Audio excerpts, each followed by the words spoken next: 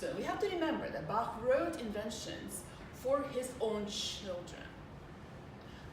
You know, his many, many, many children. He was not just one of the best teachers of the time, but you have to remember he was a man of deep and abiding faith. And so like most parents, he tries to sneak pedagogical moments, you know, teaching moments into everything he does. Just like when I would talk to when my son was 7, I would talk to him about numbers, I would try to sneak in some stuff about art and history, whatever. So Bach tries to do that very much with Lutheran theology. And in that light, let's take a look at invention number 1. I call this the joy of numbers. Counting things in Bach is very important. Some people say that Bach is very much into numerology in general. In most theologies, numerology is important. So let's think about what numbers are really important, not just in Lutheran theology, but in all Christian theologies. The 2 primary holy numbers would be 3 for the Holy Trinity and 4 for the number of evangelists. Just bear those numbers in mind as we go through analyzing invention number 1, because this is what makes this piece tick. So let's take a look. I've divided it by colors into 3 constituent parts. I think we can all agree. Is this visible? Right? Oh. So each of these constituent 3 parts is also made up of 3 parts. So we have part A, part B, and part C, each of which happen 3 times. As you can see, 3 is super important. So now let's deconstruct each one of these things. So part A is made up of 4 repetitions of the subject, right? Don't bother with the photos. I'm happy to send a PDF of this to anybody who asks, so you can actually see it. So our simple little subject happens 4 times. It alternates hands. The first 2 repetitions start on C. The next 2 repetitions start on G. So we can already start thinking in terms of our concept of how to build a structure or interpretation. Chances are we want to make the 3rd and 4th repetitions a little louder. I mean, they're higher. Or maybe we want to make all 4 of them higher. You know, baby bear, mama bear, papa bear, grandpa bear, something like that. It makes sense. Easy peasy. Now let's take a look at the B section. Now things are getting curiouser and curiouser. So now our subject appears in its inverted form, flipped upside down. It still appears 4 times. Remember our holy numbers. But this time it appears in a downward sequence, right? Number 1. And finally, the sequence is descending. So chances are that in our interpretation, we probably want to diminuendo. So we want to go backwards. You know, grandpa bear, papa bear, mama bear, and baby bear. And then we have really interesting C section where the subject comes back in its upright normal form in the left hand, and then it comes back in a really cool form in the right hand where we're back to the inverted, but this time it's grown a wagging tail, which I think is really fun. And you can go on forever, which is really cute.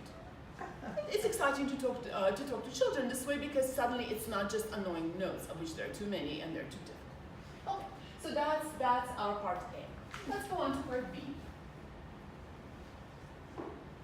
So now in part B, the A section does something of the same thing as in the, our subject comes in alternating hands.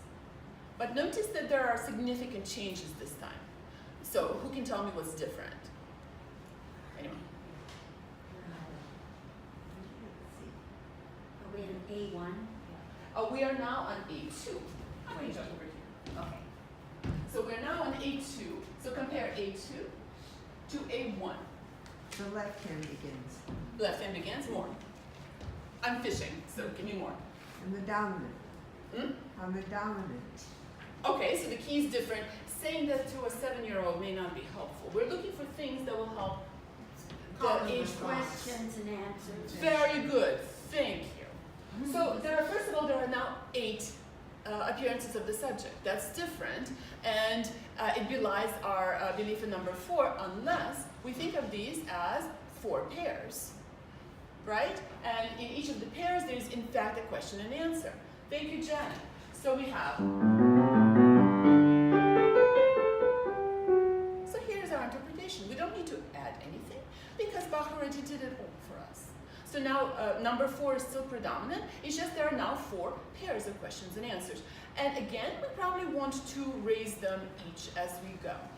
Correct? It makes perfect sense. Let's take a look 2, that will be on the top of the second page. That's the usual graveyard of young pianists because of that B flat, which I don't know about your students, but in my music it tends to be circled in every possible color of the rainbow. But nevertheless, other than being in a particularly unpleasant key and in the left hand, the structure of this section is exactly the same. We still have a descending sequence of 4 repetitions. Okay, good. Let's take a look at the next C section. Again, we have the same situation. The hands are switched, and there are a few more notes, but the structure is the same. We have one subject in its right form, and then we have a subject in an inverted form with a wagging tail. So far Bach has set up a very predictable and understandable structure. Okay, now let's see what he does next. Now we are on the third section. So let's start again with the A. So we again see 8 repetitions of the subject, right? And we can kind of say that perhaps they're in pairs again to maintain the primacy of number 4, correct? Correct. Now the real fun, of course, is what happens in the new B section.